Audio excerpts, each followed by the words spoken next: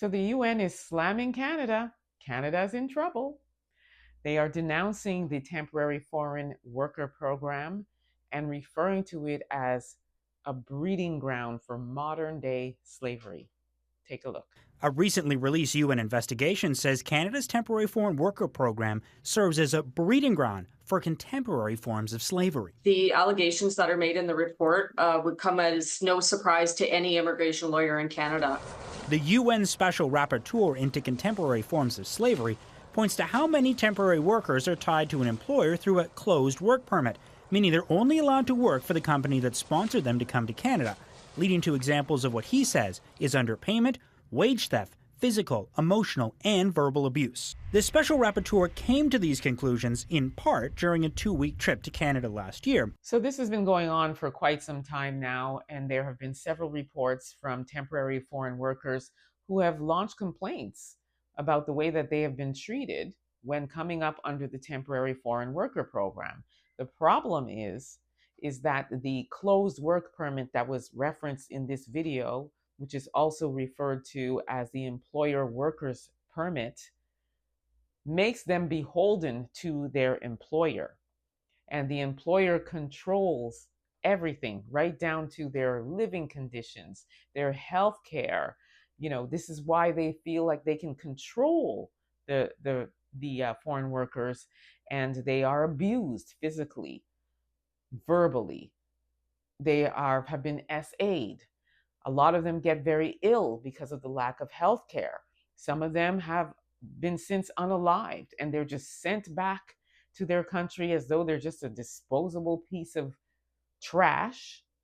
And this is all because of this particular program that really is garbage.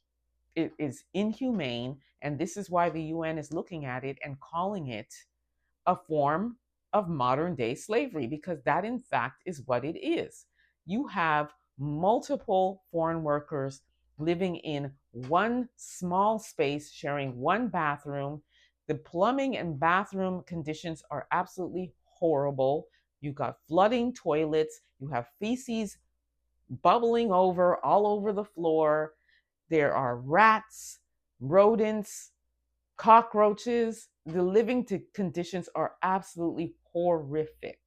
And a lot of these foreign workers stay quiet because last year, when a group of them decided they were going to speak up and they did what was called a one-day strike, they were all shipped back. So the rest of them stayed quiet because they rely on these jobs for their families. These employers also, are in control of their migration status. So there's clearly a power imbalance here.